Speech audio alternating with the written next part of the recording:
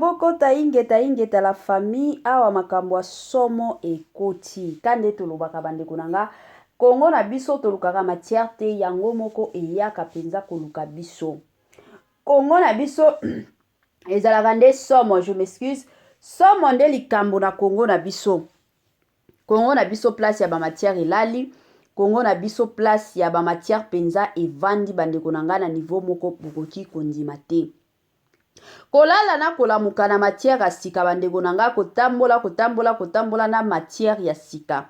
Ka ndenge ebele ya bato tomonaki toyokaki biso nyonso concert ya Héritier Watanabe ezalaki nango na Paris ezalaki le 21 septembre nde abetaki concert na ye. Ebele ya bato toyaki komona présence ya ye moko Yangiama Yuera Son le roi de la forêt. Ebele ya bato toyebi Yangiama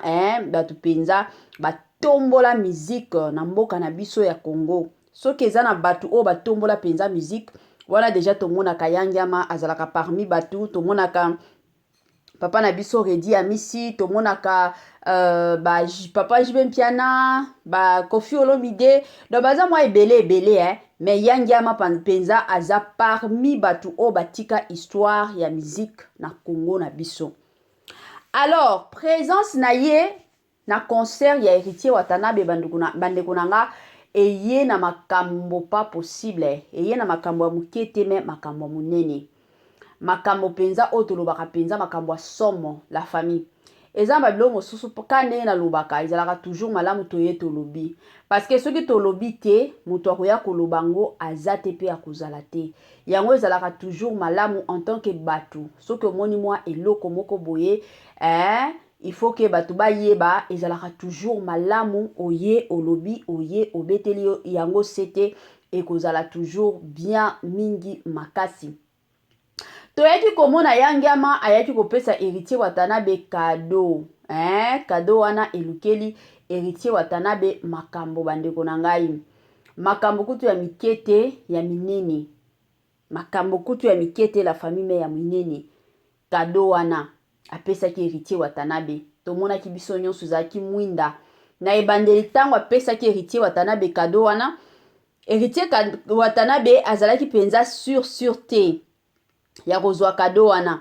donc azalaki neti mutu moko azobanga neti mutu moko alingi kozwa ngo te jusqu'à ce que ekomaki na temps ayaki kozwa cadeau wana papa na biso Yangiama apesaki signification ya le pourquoi apesi cadeau wana Héritier Watanabe asepelaki pas possible mais nini ekomeli ye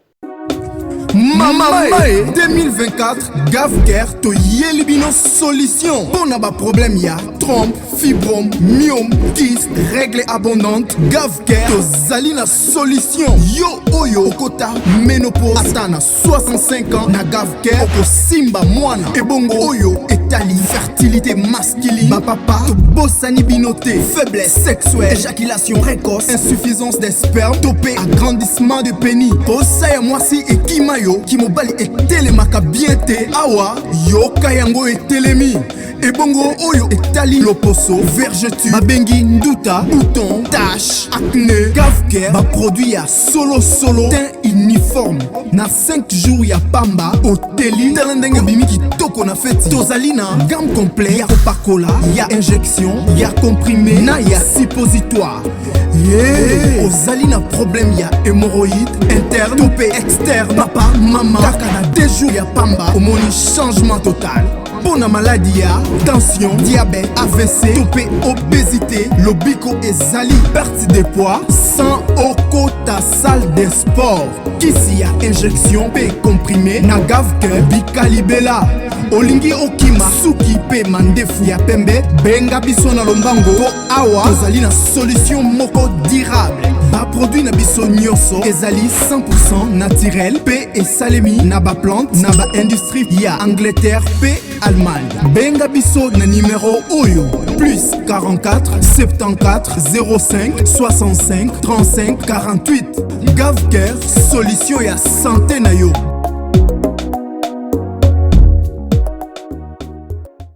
Moi moi sensibilisation quand ndenge ezalaka na système moko bien na système moko bio na système moko kitoko la famille Gafcœur eyeli biso ba solution ya kilikili Gafcœur eyeli biso ba solution ya kafu kafu Gafcœur eye penza na makambo moko ya kitoko balobi na Gafcœur bika na yo libela na Gafcœur okosimba na yo mwana na Gafcœur bandeko nanga place solution matakita ezali nayebi te nini etungisaka yo nayebi te nini elalisaka yo te na butu ezalaka toujours malamu bandeko na ngai oyeba ndenge nini ya kobatela nzoto na yo parce que soki nzoto na yo lelo ekomi ya kolalalala na mbetu ekozala pasi pe mawa yango ezalaka toujours malamu en tant que batu tobengaka Gafcœur asungaka biso na système moko ya bien. Salut chers Bouchou, salut chers abonnés, salut chers connaissances, salut surtout les amis de Étoile Lune Inès TV. J'espère que vous allez bien. Quant à moi, je suis bien, super bien par la grâce de Dieu. Chers Bouchou, chers abonnés et chers connaissances, yalelo toye lisusu na yemoko héritier watanabe bandeko na ngai ebele ya batu bakoya kotuna mama Étoiline qu'est-ce qui se passe problème nini likambo nini pourquoi lelo oponi kaka héritier watanabe oboyi batu mosusu bandeko na nga avant na kota na mozindo ekozala mwa bien na ya nanu ko sensibiliser bandeko nyonso ya sika toyebi que chaque fois que tosalaka ba émission ya sika bato ya sika pe bakotaka yango ne ko sensibiliser bato nyonso ya sika en tout cas si c'est la toute première fois ya kokota penza na chaîne na biso chaîne moko kitoko chaîne ya ba analyse somme chaîne moko ya ba information pas possible je vous prierai surtout de vous abonner massivement abonnez-vous. Cliquez aussi sur la cloche de notification pour surtout recevoir les nouveautés de notre chaîne. Aimez la vidéo, la famille, commentez et partagez. Et que ça la biso, oyo penza tolobaka na biso chaque jour, chaque minute et pourquoi pas chaque seconde. Tokos makasi. Bambote nanga na yemoko linda bukulu ya balinda bambote na madame Gracia Mpoyi na pesi bambote na madame mama Lisi mpito ya balisi bambote nanga na yemoko mama Eugénie Zemanga. Congolais partout oyo ozali na monde entier offre oyo ezali spécial pona yo parce que ozali mwana mboka mabele ya mboka batekelaka ngo bapaya te Congolais tala mabele oyo ezali komonana ezali plat à 3 minutes ya boulevard Lumumba route nationale numéro 1 awa na kati ya Maluku à quelques minutes ya péage ya Menkau oza mobimba na $750 ya pamba ozui 15 mètres sur 20 na yo y compris les documents administratifs na kati donc okozwa ba documents ya quartier okozwa ba documents ya commune okozwa tous les documents possibles oyo esengaka mutu azwa pona parcelle na ye pe oza na possibilité ya kosomba a crédit soki ozosomba plus ah oui tolobaki te tolobi bien y compris les documents opesi mbongo na yo oza na droit ya terrain 15 mètres sur 20 ozali na droit ya ba documents administratifs nyonso tu. Moi sensibilisation lisusu na système moko bien na système moko bio na système moko kitoko la famille kande to beta masolo ba mapango koteka yango yo ngana lobaka toujours et encore ezalaka malamu soki ozana no envie nzambe azosala yo grâce nzambe azosala yo ngolu ezalaka toujours malamu en tant que mutu talela pe bana na yo la famille ezalaka toujours malamu mingi talela bana na yo moi lupango sombelaka bana na yo bandaka kotongisaka malembe ekozala toujours bien mingi makasi voilà bandeko nanga tokota na makambo na biso ya héritier watanabe kande tobeta masolo tomonaki Werason ayaki kopesa héritier watanabe mwinda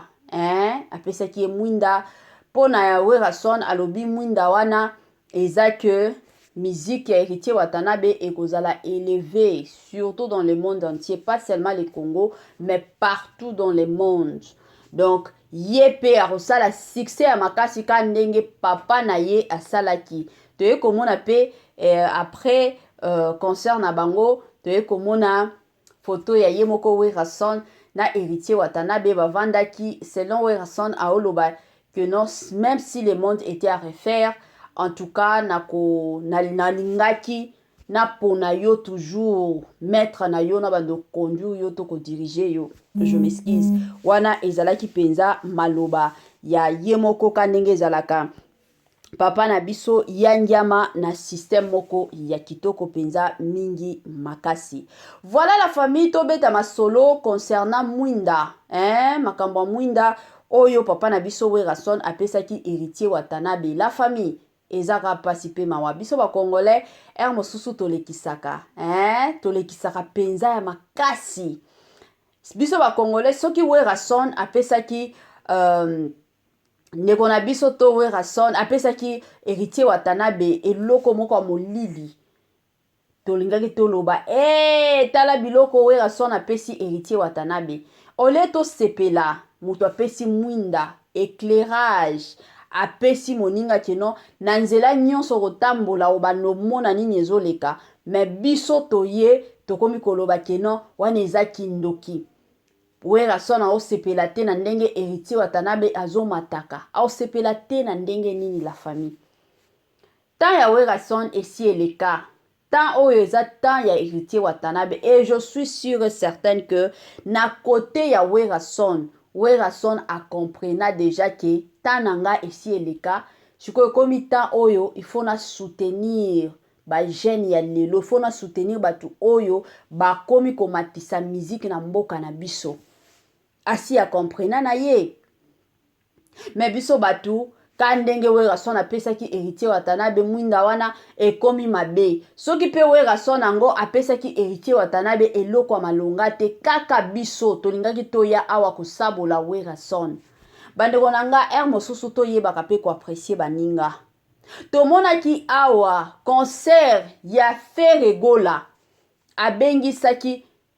ki Koffi Olomide. Tomona ta eloko moko te oyo Koffi Olomide asalaki akolakisa keno nanga pe naza papa oyo aza mwana nanga tomona kite.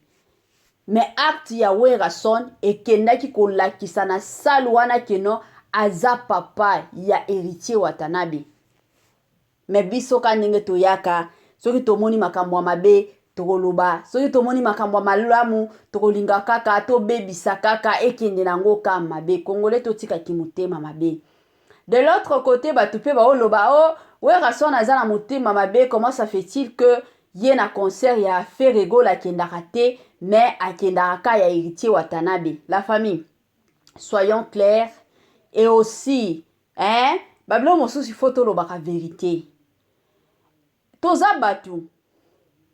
soki epai ba invité yo te okende na ndenge nini tokendaka bipai oyo yebi keno place wana ba invité ngai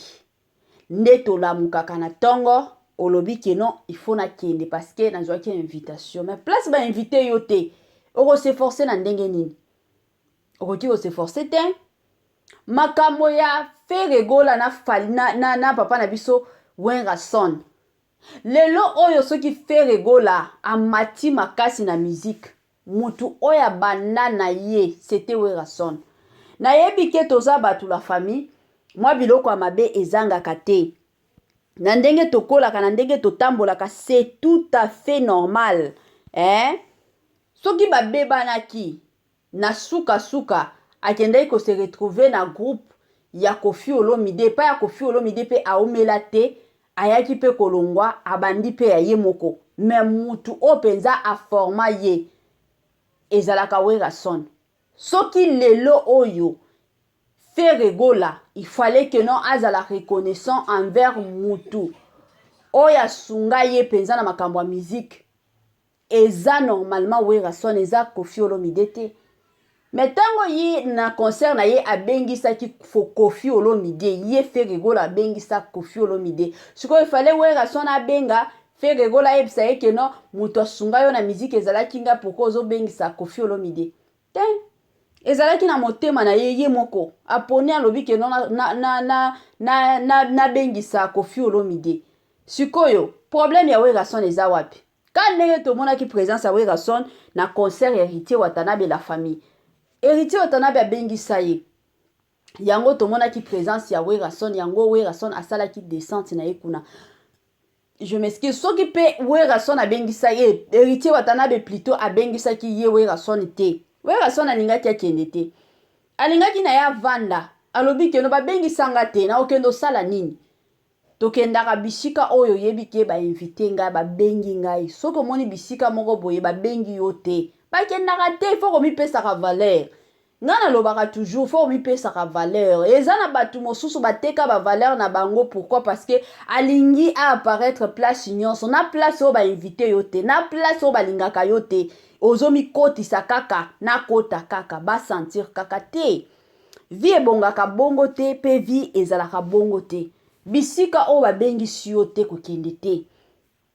bisika oyo bainvite yo te la famille kokende te bisika oyo bamoni yo te ezalaka toujours malamu kokende te kende bisika oyo bazwi na considération bato bamoni yo bango moko bainvite yo yango tomonaka ata bato mosusu na bafeti ake na feti boye miso komi ka pai ata moto akoya kopesa ye mbote aza te pourquoi parce que bainvitaki yo na feti te yo moko kaka parce que toyebani na bango me bapesi yo invitation te kokende te ezalaka bongo mais soki bapesi yo invitation kende na fière nyonso na valeur nyonso keno ndenge naza boye basi bainvite ngai na okende feti ezalaka bongo wana eza conseil mama Etoiline Inès apesaka bato ebele ya bagolo bakoya kofinga mama Etoiline bandeko nanga kande na lobaka nga nazalaka ni gauloise te ni wario te ni nani te nga nakotaka makambo soki sujet ezali nakotaka nalobaka pe oyo eza nango vérité parce que makambo na lobi ya faire egola eza makambo eza vérité donc eza te ke non na okosela faire egola makambo te ye a invité na ye Koffi Olomide aboya ko invité faire Werason siko ye Werason asala nini ezalaka bongo la famille tomesana na biso na mafinga donc soki okofinga Congolais partout oyo ozali na monde entier offre oyo ezali spécial pona yo parce que ozali mwana mboka mabele ya mboka batekelaka ngo bapaya te Congolais tala mabele oyo ezali komonana ezali plat à 3 minutes ya boulevard Lumumba route nationale numéro 1 awa na kati ya Maluku à quelques minutes ya péage ya Menkau oza mobimba na $750 ya pamba ozui 15 mètres sur 20 na yo y compris les documents administratifs na kati donc okozwa ba documents ya quartier okozwa ba documents ya commune okozwa tous les documents possibles oyo esengaka mutu azwa pona parcelle na ye pe oza na possibilité ya kosomba a crédit soki ozosomba plus ah oui tolobaki te tolobi bien y compris les documents opesi mbongo na yo oza na droit ya terrain 15 mètres sur 20 ozali na droit ya ba document administratif nyonso tu